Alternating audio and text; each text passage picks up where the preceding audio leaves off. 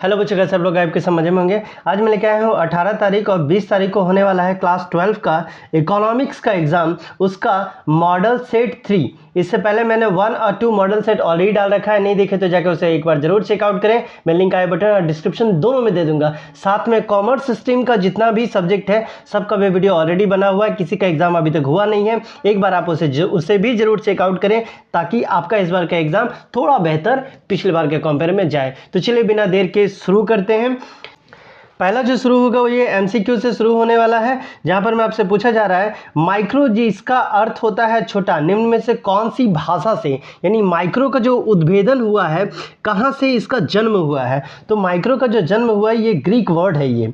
दूसरा है किसके अनुसार अर्थशास्त्र मानव कल्याण का विज्ञान है। किसके अनुसार मानव कल्याण का विज्ञान पूछा है, तो मानव कल्याण का विज्ञान मार्शल के द्वारा कहा गया है। तीसरा नंबर है अर्थव्यवस्था को वर्गीकृत किया जा सकता है तो कितने आधार पे, तो इसमें क्या है पूंजीवादी, समाजवादी, अब मिश्रित तीनों होता है, तो इसलिए हम लोग डी ऑप्शन के साथ जाएंगे।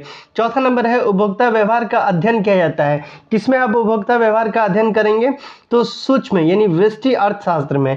पांचवा नंबर है समसीमांत उपयोगिता नियम के विचार का मूल प्रतिपादक जो है वो कौन थे, तो इसके लिए हम लोग किसके साथ जाएंगे, इनका आंसर हो जाएगा नंबर बी गोसेन। नंबर 6 है उपयोगिता की माप की जा सकती है, यानी उपयोगिता को मापा जा सकता है तो किसके आधार पर, मुद्रा के द्वारा मापा जा सकता है। सातवां नंबर है जब सीमांत उपयोगिता ऋणात्मक होती है तब कुल उपयोगिता, यानी कुल उपयोगिता पूछा है वो क्या हो जाती है, तो कुल उपयोगिता जो है वो आपका घटने लगेगा उस समय में। इसके बाद आते हैं 8वां नंबर, जहां पूछा गया है कॉफी के मूल्य में वृद्धि होने से चाय की मांग में क्या होता है। कॉफी का मूल्य बढ़ गया है, ठीक है, तो चाय का मांग में क्या हो जाएगा, तो चाय का मांग जो है बढ़ेगा क्योंकि दोनों सब्स्टिट्यूट गुड्स है। 9 नंबर में है किस प्रकार की वस्तु की मांग बेलोचदार होती है। पूछा गया है बेलोचदार, तो जीवन के लिए अनिवार्य वस्तु जैसे चावल, आटा, ये सब हो गया, कपड़ा हो गया, इसका दाम कितना भी बढ़ जाए, ठीक है, लेकिन क्या है लोग इसको पहनना और खाना नहीं छोड़ेंगे।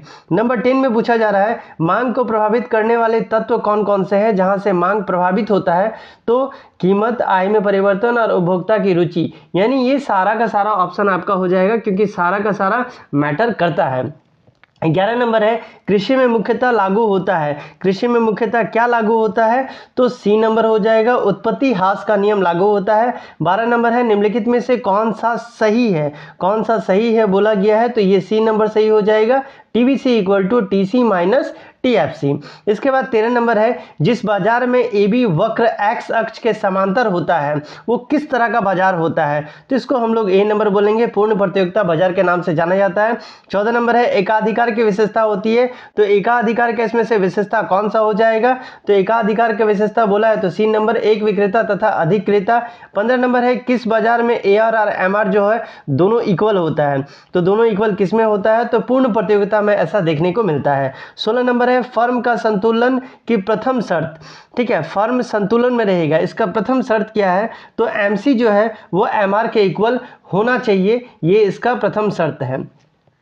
17 नंबर में बोला गया है the general theory of employment and money नामक पुस्तक के लेखक जो है वो कौन है, ठीक है, इनका लेखक का नाम पूछा गया है तो ये है जे.एम. किन्स के द्वारा किया गया है। 18 नंबर है अर्थशास्त्र में व्यष्टि और समष्टि का प्रयोग सर्वप्रथम किस अर्थशास्त्री ने किया था।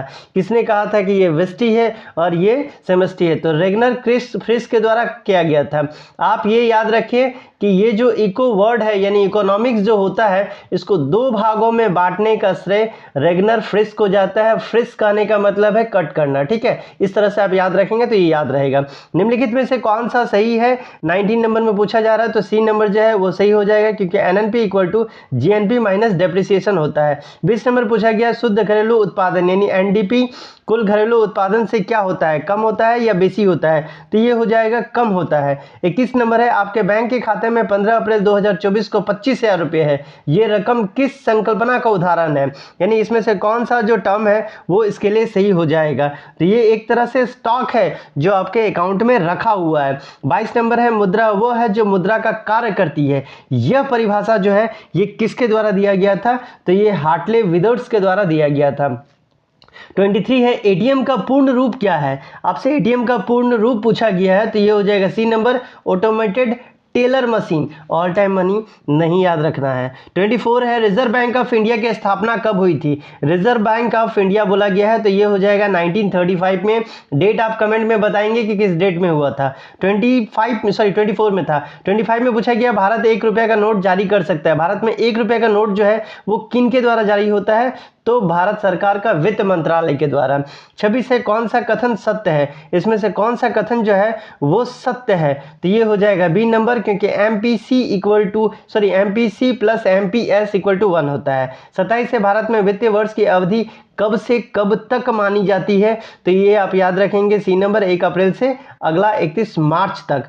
28 नंबर में आपसे पूछा जा रहा है प्रत्यक्ष कर के अंतर्गत निम्न में से किसे शामिल किया गया है। प्रत्यक्ष कर बोला गया तो डी नंबर हो जाएगा, उपहार कर और आयकर दोनों को शामिल किया गया है इसमें। 29 नंबर में आपसे पूछा जा रहा है भुगतान संतुलन का अंतर्गत आती है, तो भुगतान संतुलन के अंदर में क्या आता है, तो दोनों हो जाएगा बीसी, क्योंकि ये दृश्य मध्य अदृश्य मध्य दोनों का लिया जाता है। 30 है व्यापार संतुलन के अंतर्गत आता है, तो व्यापार संतुलन के अंतर्गत क्या आता है, तो डी नंबर होगा, वस्तुओं का आयात एवं निर्यात दोनों इसके अंदर में आता है। ठीक है, तो आज मैं सिर्फ आपको सेट 3 का एमसीक्यू देने वाला हूं। सब्जेक्टिव आपको एक साथ बाद में मिलेगा।